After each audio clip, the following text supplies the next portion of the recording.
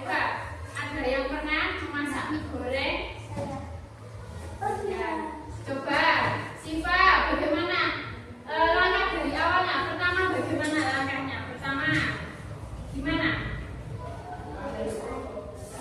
Airnya direbus, kemudian setelah mendidih dimasukkan minyak, ya. Terus bagaimana? Diaduk. Lalu bagaimana? Setelah minyak matang, ditaruh di mana? Di piring atau mangkok, ya. Kemudian dikasih bumbu, terus siap untuk makan. Berarti kan urut-urutan, ya, secara urut. Nah, sekarang materi hari ini yaitu tentang berpikir komputasional. Kali ini tujuan pembelajarannya yaitu peserta didik mampu menjelaskan pengertian berpikir komputasional. Yang kedua, peserta didik mampu mengidentifikasi langkah-langkah berpikir komputasional. Yang ketiga, peserta didik mampu menyajikan solusi masalah dalam bentuk langkah-langkah secara urut atau disebut algoritma sederhana. Apa itu berpikir komputasional? Kira-kira apa berpikir komputasional itu? Oke, kita lihat dulu. Ini ada video tentang berpikir komputasional. Coba dilihat, disimak. Computational thinking. Coba tebak apa artinya computational thinking atau berpikir komputasional. Adakah yang mempelajari dan melihat kata komputasional di sini? Jadi mungkin ada hubungannya dengan cara kalian. Iya, betul sekali. Cukup buat kamu yang sudah menebak dengan benar. Berpikir komputasional adalah proses berpikir untuk menyelesaikan masalah dengan efektif dan efisien. Dalam ilmu komputer, proses berpikir ini dilakukan sebelum mulai menulis coding atau pemrograman. Jika sudah direncanakan dengan baik, maka coding yang ditulis akan sesuai dengan kebutuhan dan dapat diselesaikan dengan cepat dan tepat. Tapi ternyata berpikir komputasional juga bisa dilakukan tanpa komputer dan tanpa internet loh. Malah sebenarnya kita pun sudah menerapkannya dalam kehidupan sehari-hari, mulai dari membuat diri, mencatat ringkasan pelajaran, hingga menyiapkan tas untuk sekolah besok. Wah, kalau kita sudah bisa menerapkannya setiap hari, berarti kita semua sudah mahir dong. Belum tentu. Contoh-contoh tadi kan menerapkan berpikir komputasional pada masalah yang sederhana. Masih banyak nih masalah yang lebih kompleks, seperti misalnya mengatur keuangan bulanan, apa yang harus dilakukan kalau kamu tersisa di tempat baru, hingga memilih jurusan dan karir. Lalu yang lebih penting lagi, ketika kamu dewasa nanti, kamu akan menghadapi era industri 4 dan bahkan 5.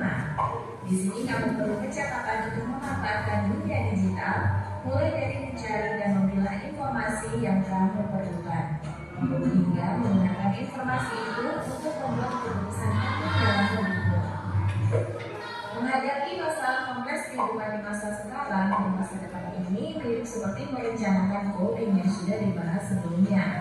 Kuncinya adalah memahami masalah dengan tuntas dan mencari cara menyelesaikan yang efektif dan efisien. Nah, kalau begitu, bagaimana agar kita bisa berpikir komputasional? Sekarang kita bahas ya, 4 landasan dari berpikir komputasional. Yang pertama, dekomposisi. Dekomposisi artinya membagi masalah kompleks ke bagian yang lebih kecil agar mudah diselesaikan.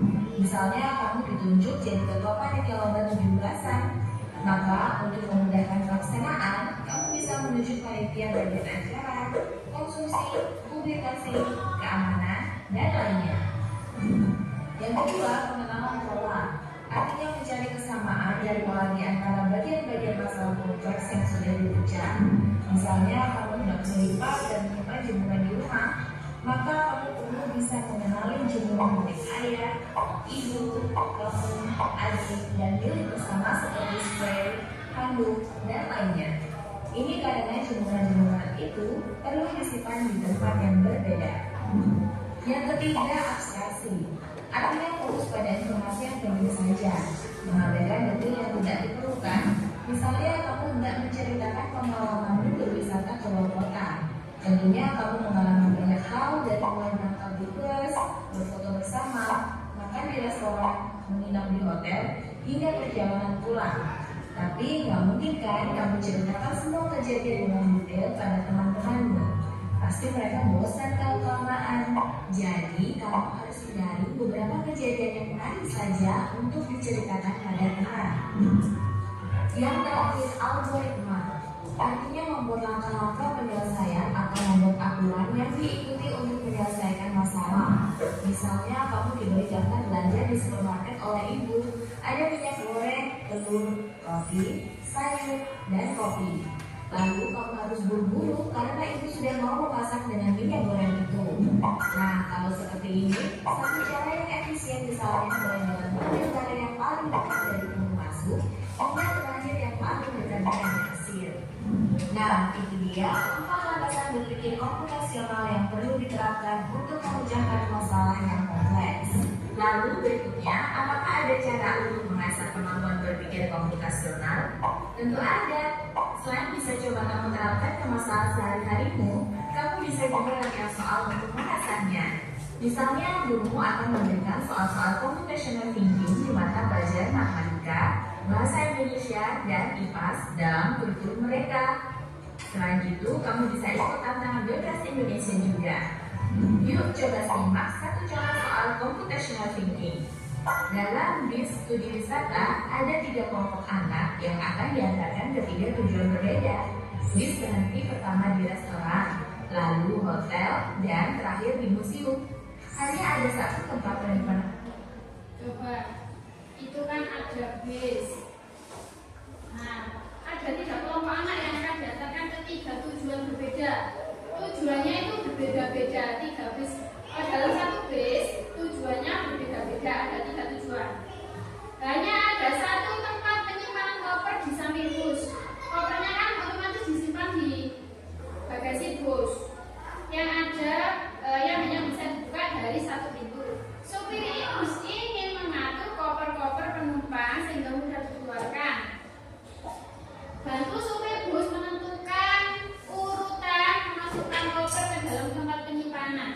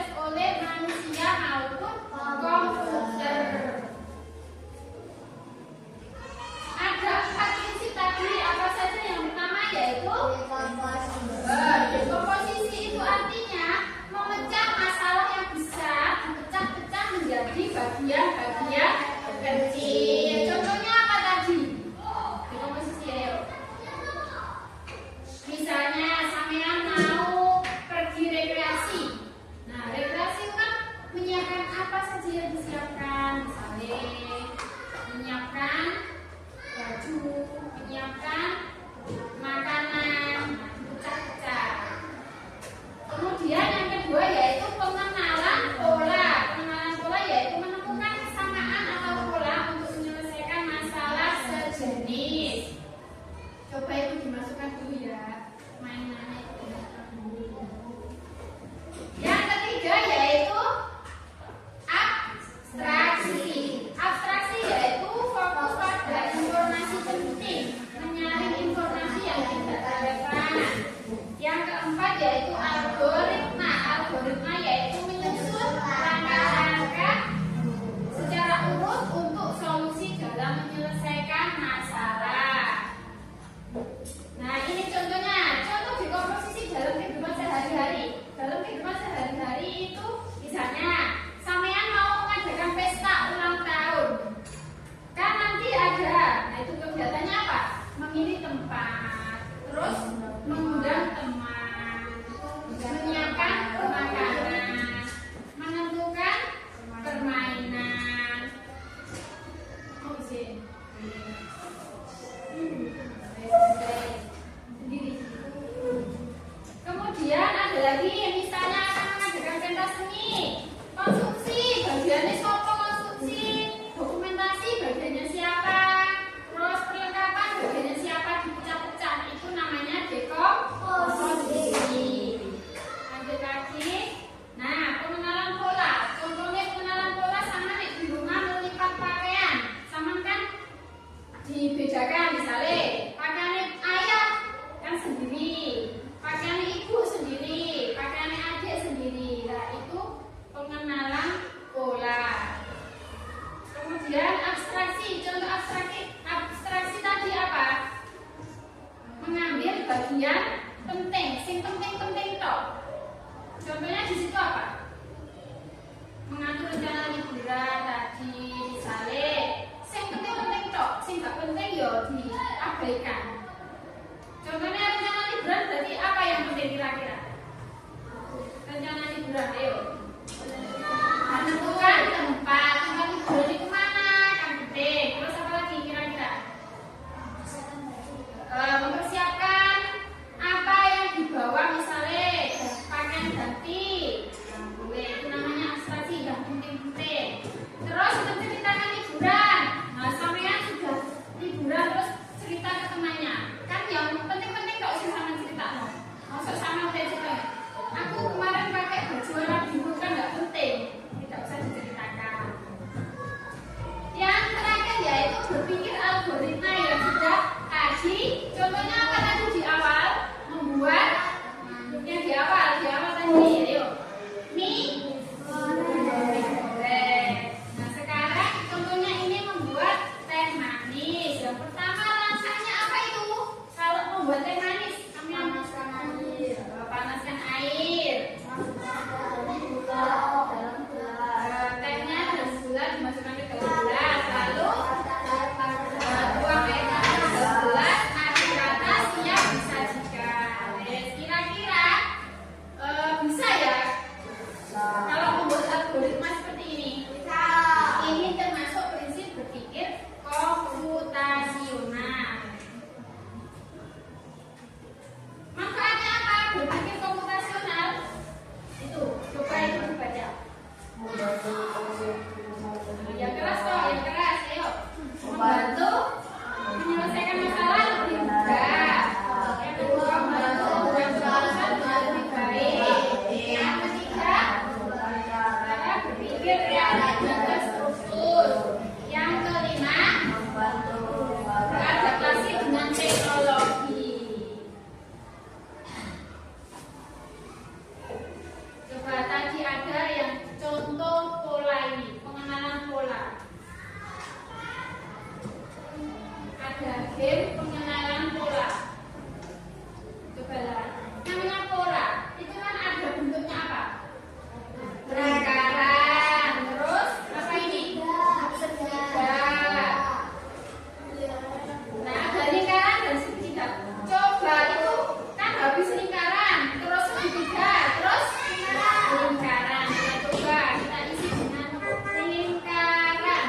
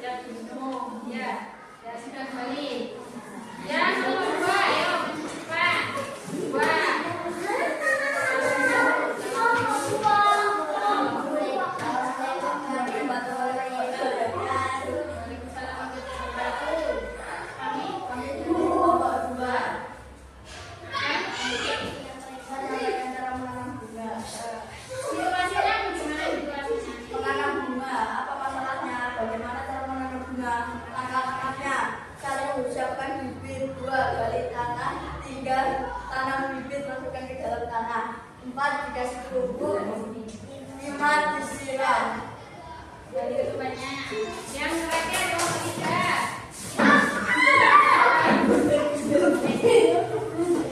Nomor 3 ayo. Salam.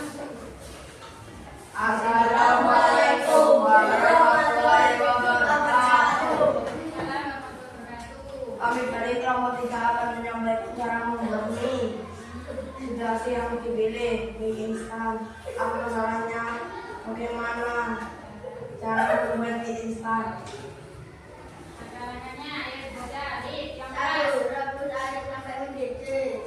Dua, masukkan mie ke dalam air yang sudah mendidih. Yang baik perhatikan ya. Tuang mie ke dalam mangkok atau piring. Empat, kalau mie sudah matang, buang ke bumbu yang sudah disiapkan. Lima, setelah itu dibuka putih dan tinggal tambahkan toppingnya. Siapkan. Tepuk tangan.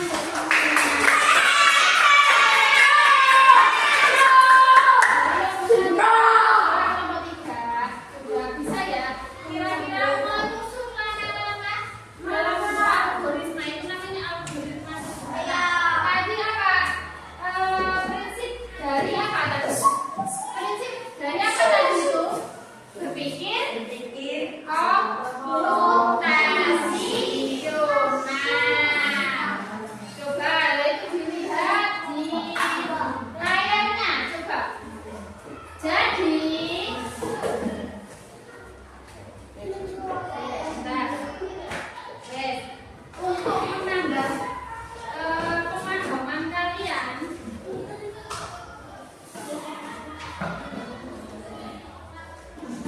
itu ada soal evaluasi. Nah, evaluasi. Soal evaluasi ini dikerjakan sendiri ya.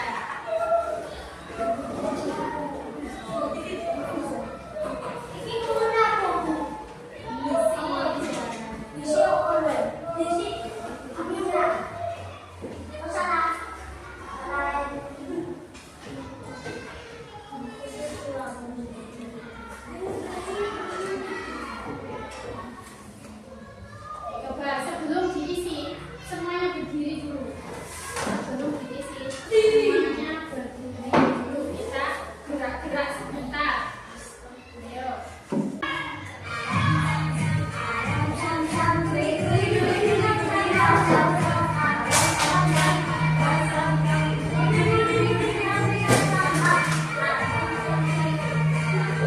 Thank you.